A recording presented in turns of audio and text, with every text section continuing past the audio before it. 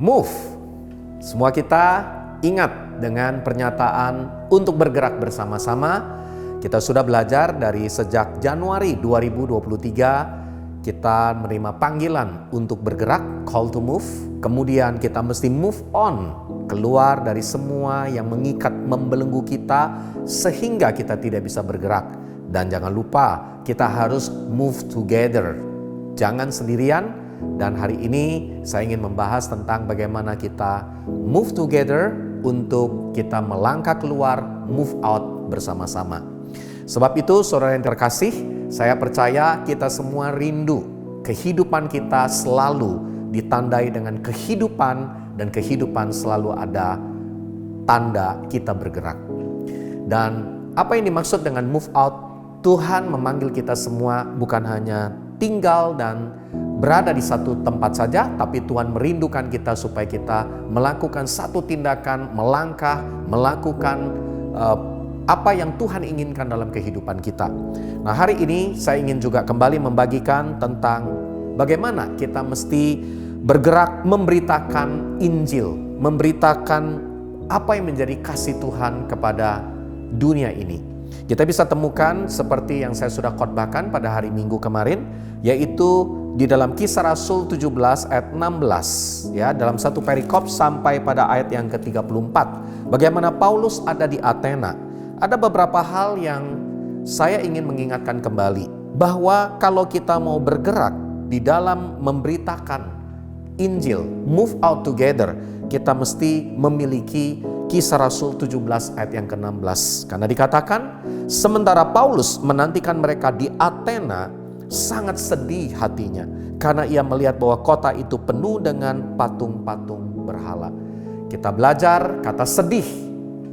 Bahasa yang lebih tepat adalah diprovokasi oleh kesedihan dan kemarahan karena melihat ada banyak ajaran, ada banyak kondisi yang di luar dari apa yang menjadi kehendak Tuhan. Dan kita bisa menemukan hati yang sedih artinya apa? Hati yang digerakkan oleh karena kasih Kristus.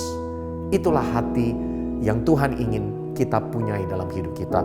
Matius 9 ayat yang ke-35 sampai 36 berkata, demikian Yesus berjalan berkeliling ke semua kota dan desa, mengajar, memberitakan Injil kerajaan sorga, melenyapkan segala penyakit dan kelemahan. Melihat orang banyak itu, tergeraklah hati Yesus oleh belas kasihan.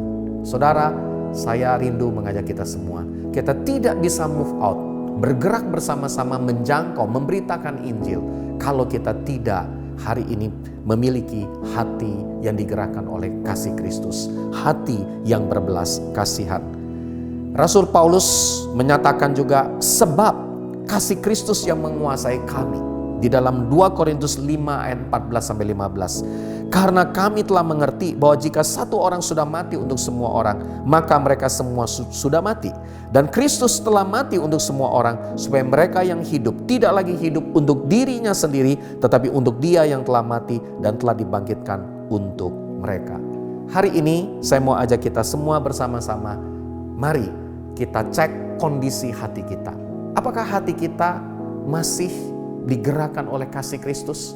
Apakah kita hari ini merindukan orang-orang yang ada di sekitar kita, mereka bisa mengalami kasih Kristus yang sama? Saya yakin pada minggu yang kemarin kita sudah merayakan Chinese New Year buat yang merayakan. Dan kita ada di dalam suasana bersama dengan keluarga. Apa yang jadi kerinduan kita? Apakah kita terpikir ada orang-orang di keluarga besar, saudara-saudara, orang tua, mertua, atau siapapun teman-teman bisnis kita yang dimana mereka memerlukan sekali bagaimana Tuhan akan menolong dan membawa perubahan dalam hidup mereka. Saudara, saya mau ajak kita semua yang ada di komunitas sel untuk kita bisa bersama-sama ceritakan bagaimana hatimu hari ini. Apakah hatimu masih memiliki hati yang digerakkan oleh kasih Kristus, atau mungkin kita sedang tawar hati, atau mungkin hati kita sudah tidak terlalu peduli. Yuk, mari kita lakukan seperti yang Paulus alami. Dia mengalami hati yang digerakkan oleh kasih Kristus. Dan bukan hanya itu, kita bisa menemukan bahwa Paulus dia memberitakan kebenaran yang membawa pertobatan. Luar biasa sekali. Jadi bagian kita hanya membawa berita kebenaran Injil itu sendiri. Dan percayalah, bukan kita yang membawa orang bertobat, tetapi Injil itu sendiri yang akan membawa orang bertobat. Kenapa? Karena Roh Kudus yang akan masuk, menguasai, dan dia akan memimpin tiap-tiap orang untuk mendapatkan kebenaran berita Injil itu sendiri. Saya mau ajak kita semua melihat, kalau kita baca dalam kisah orang-orang di Athena, mereka adalah orang-orang yang perlu dibelas kasihani. Kelihatan hebat, kelihatan pintar, kelihatan banyak tahu. Tapi sayang sekali, semua yang mereka tahu, mereka melupakan hal yang paling utama, yaitu Tuhan sebagai sumber dalam kehidupan mereka. Saya mau sampaikan kepada kita semua, yuk kita mau bergerak bersama membawa kebenaran yang memberikan pertobatan, ya, dan berdoalah supaya kuasa Roh Kudus ada di dalamnya. Dan yang terakhir, saya mau ajak kita melihat bahwa 2 Timotius 4 ayat 2, Rasul Paulus berkata, beritakanlah firman, siap sedialah baik atau tidak baik waktunya. Nyatakanlah apa yang salah, tegurlah dan nasihatilah dengan segala kesabaran dan pengajaran. Saudara, yang kedua, apa yang kita mau lakukan? Apakah kita selalu siap sedia? Kita mau menceritakan tentang kasih Tuhan kepada orang-orang yang ditemui dalam kehidupan kita.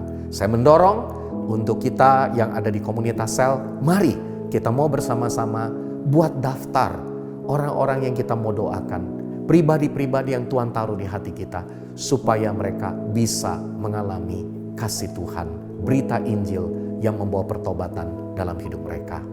Mari kita mau bergerak bersama. Move.